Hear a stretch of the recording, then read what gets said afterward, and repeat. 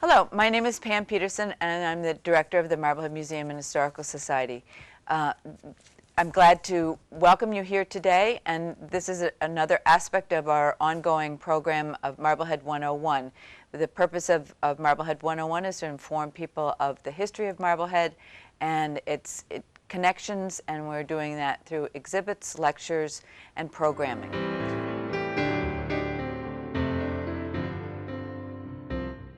I'm here today with Rob Goodwin, who is a local historian and has just written a new book that will be coming out in November of 2012.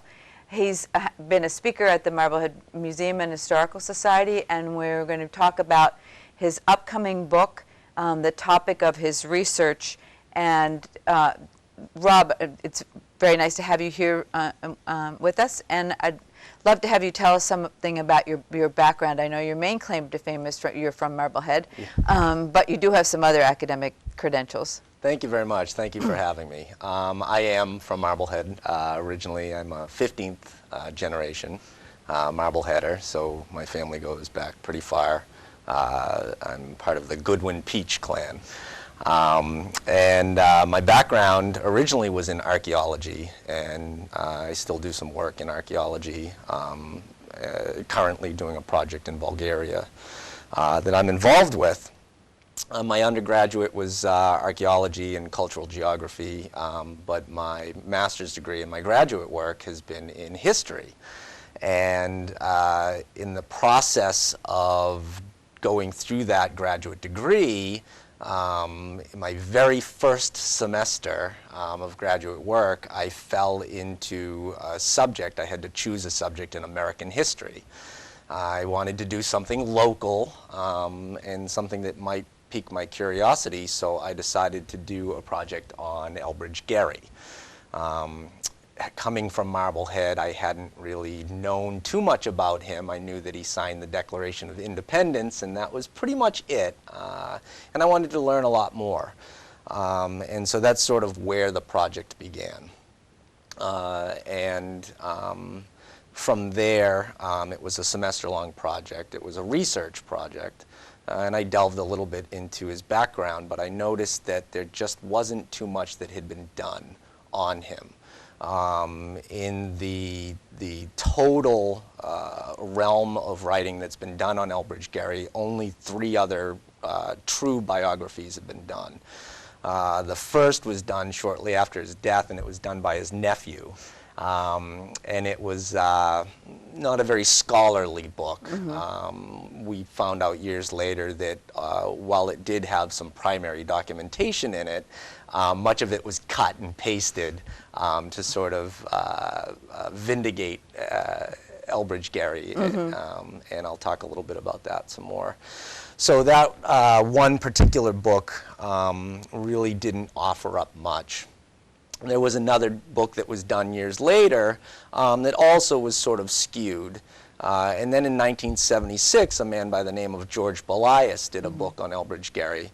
The book itself is an incredible piece of work, very deep.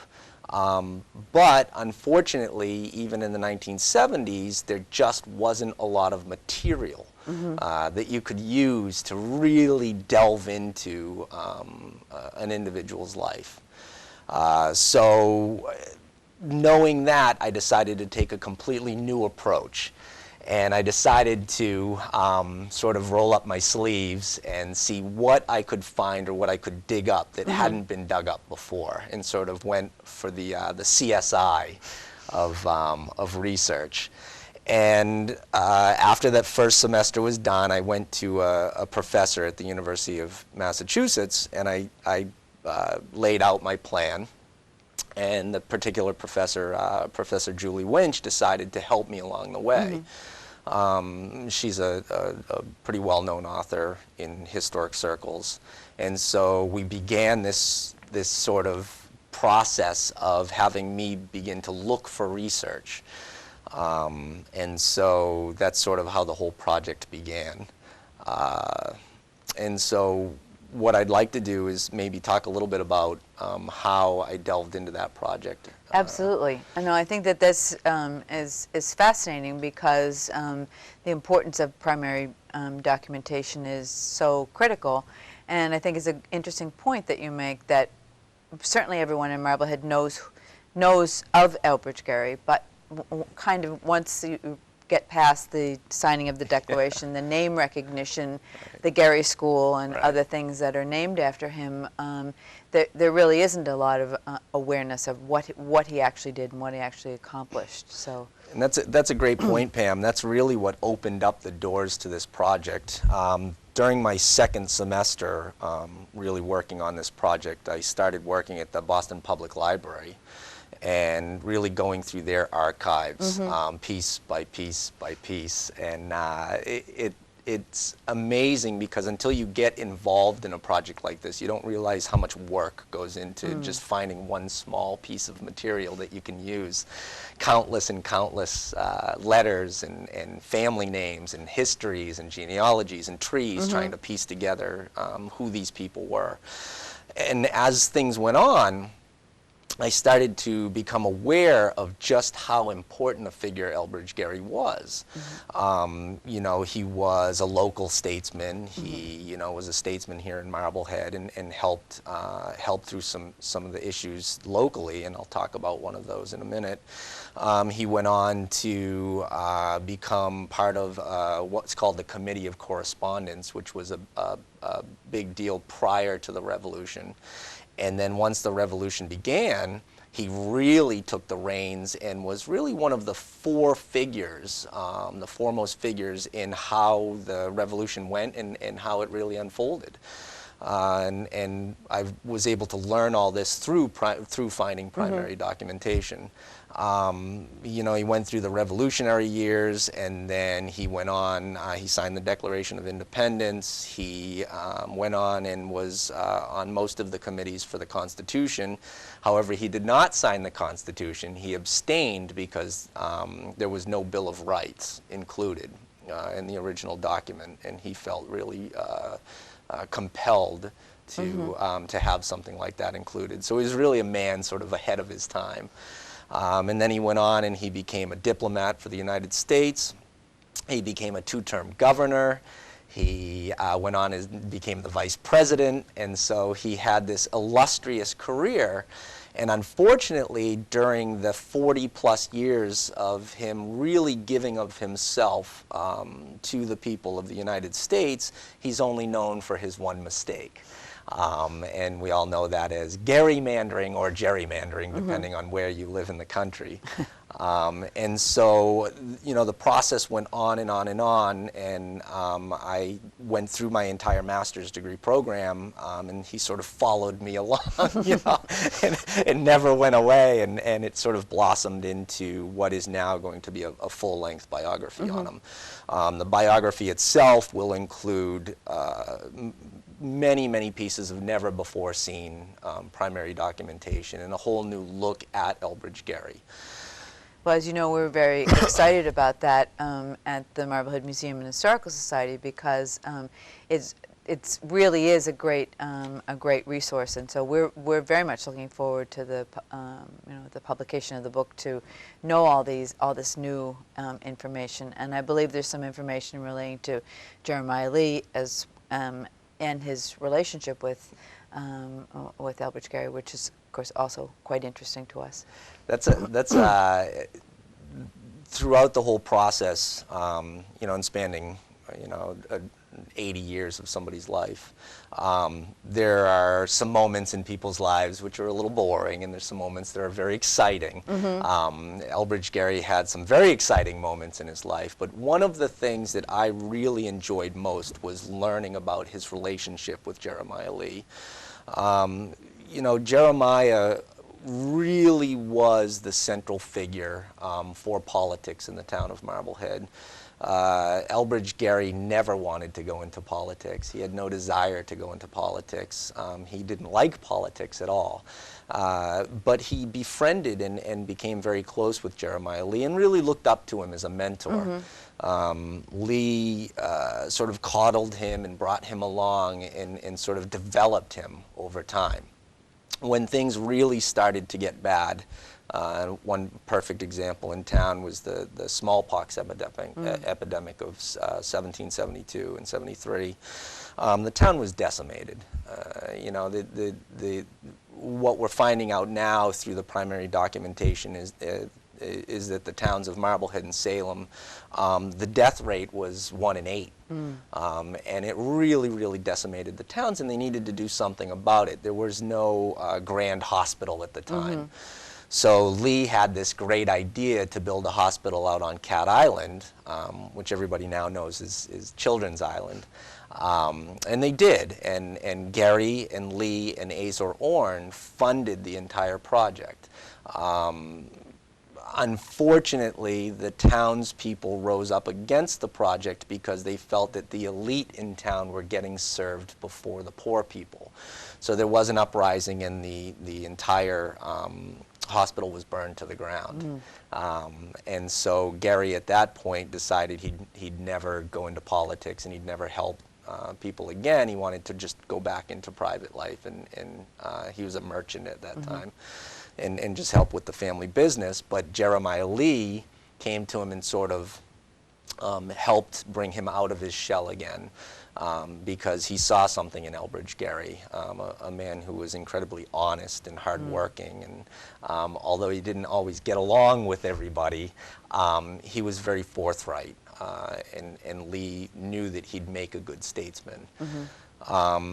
Unfortunately, we have, you know, as the British began really cracking down on the colonists, especially around 1775, the Massachusetts delegations, the statesmen, decided to put together a committee of correspondence.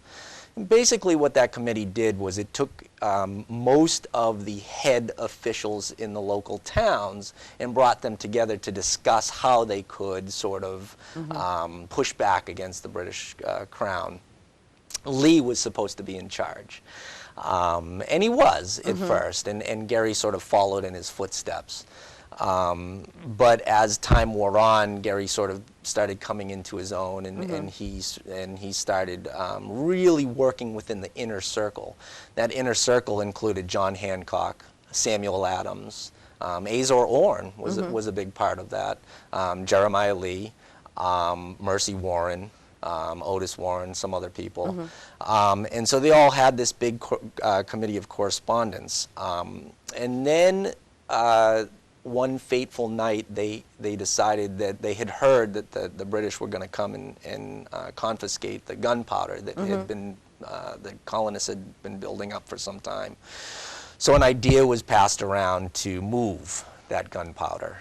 And Elbridge Gerry came up with the bright idea of moving it to Lexington and Concord. And so in a roundabout way, he was the catalyst for moving that gunpowder from Boston to Lexington and Concord. The committee met at the Black Horse Tavern and in April of '75. And unfortunately, they got wind that the British were coming, and the British were going to take them into custody as well as go after the gunpowder. The tavern owner warned them, and they all jumped out the back of a window, Gerry pushing Lee out the window into the cold. And unfortunately, they were trapped in the fields that night, and it was a really cold night, and Jeremiah Lee caught a cold, and 2 weeks later he died. Gerry was completely distraught. He was broken. Lee meant the world to him, and he decided to retire for good again and go back into private life, and really didn't want to go into politics, and had really lost that urge. And Fortunately for us, he didn't, because he came to represent some pretty profound movements within the revolution, which really changed some of the course locally and nationally, Yeah. And helped out in many ways. Now, you alluded to the fact that that Elbridge Gerry's reputation is somewhat shadowed by, or completely shadowed by gerrymandering, and it is certainly the thing that people, particularly outside of Marblehead, know about him. Yeah. And I think it's fascinating to know that it sounds like in a lot of ways he was a reluctant politician, or reluctant public servant anyway. Yeah. But do you are you hoping that what you're able to reveal in the book will vindicate Gerry to a certain extent? Yeah, I think once we really delved into the project and it began to really expand, my gut feeling is that it's going to vindicate Elbridge Gerry quite a bit. You're right in the fact that, you know, most people, that's what he's known for. It's unfortunate because he spent 40 years of his life, you know, serving everyone, and really had some tragedies befall him throughout his life, and yet continued to serve. He was a man who wholeheartedly, with every part of his being, believed in bipartisan politics. He did not believe in multiple parties. He believed in states' rights. It was pretty fascinating to look at the man as a whole and then realize that the only thing he's known for is gerrymandering and splitting up of districts and partisan politics and all these other things. I think that it's unfortunate because that came about towards the end of his career. And I think at that point, he had been through so much tragedy, devastation. He lost his fortune serving others. And I think that as a man, he was somewhat jaded at that point and angered. And so that really was, he made a mistake. And he's known for that one mistake. And it's amazing because we see it throughout history. You know, great people do great things, and yet they're not remembered for those great things. They're remembered for the one mistake that they made, and that's really Elbridge Gerry. Right, and that unfortunate political cartoon that is certainly is people envision that as soon as they hear the gerrymandering. Yeah. And I think to some extent you've answered this question, but what do you hope that people will get out of this book? Where do you think that you know, what would you like to see the result be? Well, it's funny, you know, you and I were talking before, Pam, and you don't go into this project ever thinking that you're going to do it to get rich or that you're going to do it for money, or you know, although I'd love to sell some copies and that would be nice. I really undertook the project as a way to open up Elbridge Gerry and his life for the citizens of Marblehead. On a national level, he's an amazing human being. I think people will get a lot out of reading about him and learning about all the different things that he did to help really form this country. But I'm hoping that the people of Marblehead really begin to instill some pride in having somebody like Elbridge Gerry as a person who was born here. And I'm hoping that some other things come out of this. I know there's some talk of a stamp being done, and I think that's great. And I think that, you know, growing up as a child here, you know, we went to the Gerry School and you go play at Gerry Playground, but you know, this is a man who really changed the course of America's history. And this is somebody who I believe there should be an Elbridge Gerry Day. This is someone who held every public office you can hold other than the presidency. Yes. And yet, he was almost president. That's something else that'll come out in the book. There was a real push for him to go after the presidency. And so, you know, this is someone who I think people will fondly begin to be able to learn more about and be able to embrace a little bit more.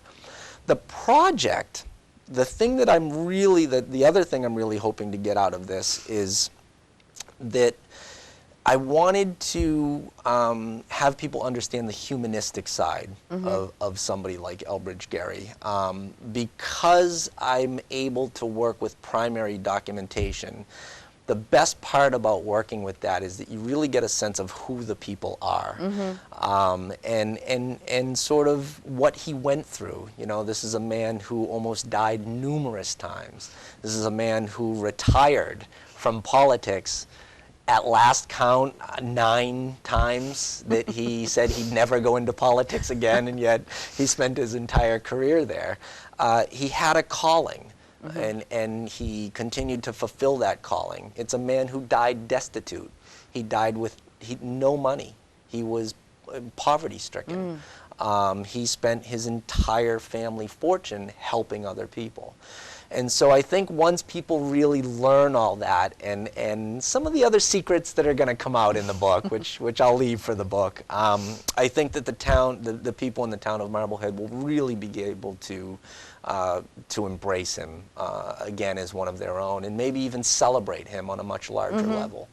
Well, I think that is, I mean, one of the great things about primary documents is you hear his voice speaking, and I think that is one of the difficulties with Gerry, is that there's been so little material for people to really have a three-dimensional picture of him. Right. That he was just kind of a person who. But I do think that's one of the great things about Marblehead history, is that the more you know about the history of this town, the more amazing it is, and that there's so many links that link not just locally, but at a state and national and international level, and you know, so it's very rewarding, a very rewarding study in that regard. So I think that it's, you know, I'm delighted that you've done this. I'm delighted. It's fascinating to hear your passion, and we're all looking very much forward to your talk. Rob will be speaking he spoke this fall, and he will speak again next fall in 2012, and we'll actually have that talk at Abbott Hall, and that will be the release of the book. And tell us about the title of the book. I'm glad you asked that. It's funny, you know, you work with different titles and publishing and what's going to work and what's not going to work, and I finally decided to go with Elbridge Gerry, Marblehead's Forgotten Son. I had been pushed a little bit to find a title that was more national. But again, I held firm. This is a project first and foremost for Marbleheaders. And he really is Marblehead's forgotten son. I think a lot of us in town really didn't know much about him and have forgotten a lot over time. So I'm hoping to bring that forward. So that's the title, and I'm sticking with it. Yeah. Well, as I say, we're looking forward to it very much, and to find out all the secrets that you've been tantalizing us with for months. But also, I think just to have a better idea of who Elbridge Gerry was, what he meant to the town of Marblehead, and what he meant to both the state of Massachusetts.